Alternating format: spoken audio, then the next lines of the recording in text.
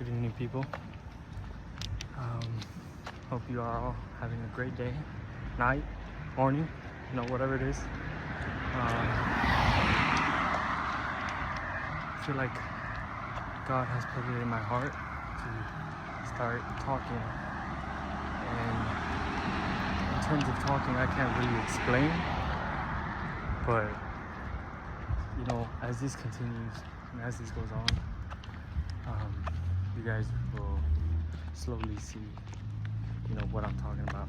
I feel like today, start things off, I feel like I should just talk about, as humans, how we are and how we roll nowadays, society itself, and how the world just rotates. So now I'm here today. I was thinking about it. I had asked God to guide me, because me and my family are in kind of a financial drought, right? I just asked for his guidance to show me the way that he would want me to follow, because I was trying to study, make money, do this, do that.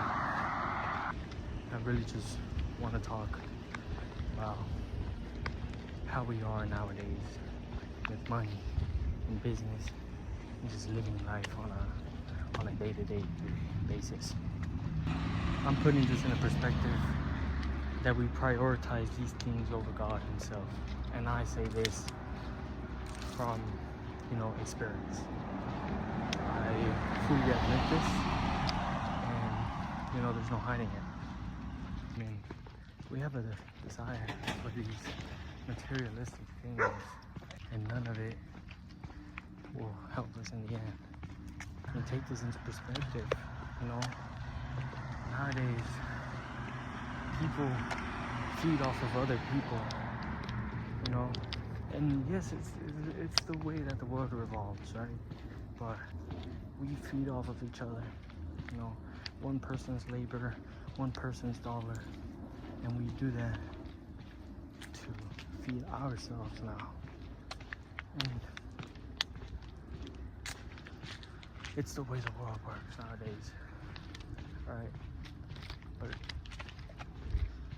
Jesus Christ, when he was in the temple, he flipped tables, just off of what they were running, but obviously that was God's house. And he was literally disgusted of what was going on, during those times. People literally trying to make money in the house of God. It's just greedy, God himself has a certain place and a certain time for things. And to be trying to make money in the house of God, it was only reasonable to flip tables, okay? And to where we are today, we're on a next level of greed. Why do we even desire more than God himself? Deny myself, I'm trying to work myself up to this, so I must take accountability. I'm not perfect by any means, but I'm trying, we're trying. One foot in front of the other, we'll get there.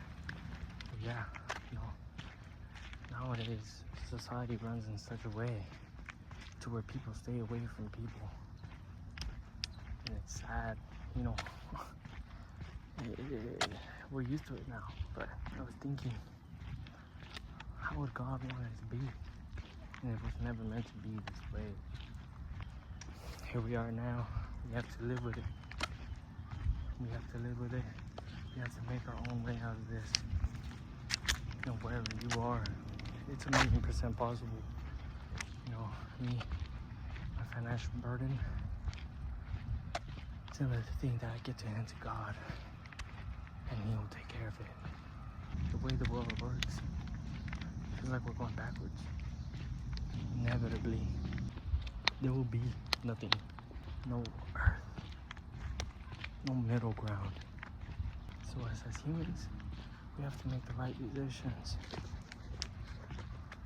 And it's a heavy burden. It's a hard one. because we only see it as our life here. We seek for what's best to what we think.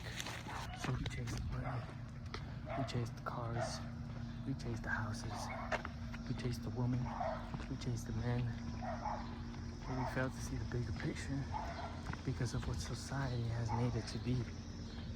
So truly seek God in the times of need. I can tell you right now, every time is a time, and that goes without saying, you know, we must do that. You know, and I get days are rough, life is rough. One day you'll miss out, one day you won't study the Bible, one day you won't pray because you're tired. God understands, but it is our mission, it is our job to do that as little as possible. It is the least we can do, absolute least we can do for God. Is to seek Him and His holiness for what He truly is. Your chances of being here and being born are slim to none. Yet we seek more. So I'm striving every day to change and to make way of life. And to strive for God every day more and more. As much as I possibly can. And what more should we seek? Look at this. Yeah. Tell me that's not worth living for. I find it hard to believe that God doesn't have a plan for everybody on this planet. I never once thought about going on walks, going on runs. But I kid you not, guys, I promise you this. You will not regret it. Do it at the right time of day, and it will be the most beautiful thing you will ever experience. But I kid you not, it is beyond beautiful out here, and it's so enjoyable to just be here and experience things like this. It's not human nature nowadays to be outside. You gotta be inside watching TV, on the couch eating chips. Hey man, I had my fair share of that, okay? I'm not making fun of nobody. But I'm just saying, that's the way society works nowadays, again. We have gone into a point to where we're just minimizing everything that we do. Because the reason we're minimizing it because we're optimizing work. We're optimizing, you know, being at parties, whatever. You know, things that are just draining your energy out of you and not giving you anything back. That's the opportunity cost. I'm in economics. We're learning about opportunity cost and everything, about the economy, you know. And, you know, that's the opportunity cost. You know, you look at two products. You have to see which one you want to go with. And whichever one you go with, you lose out on the other. That's the opportunity cost. When it comes to God and money, you do not want the opportunity cost to be God. I promise you that. Alright? We must seek His kingdom and His glory first. Then everything will be handed unto us. The works were spoken by the man himself. Let's see. I cannot check. I don't know what time it is. Let me check. Okay. It is 7:47 and my phone's dead. So I don't know how this is, but this is how the first video ends.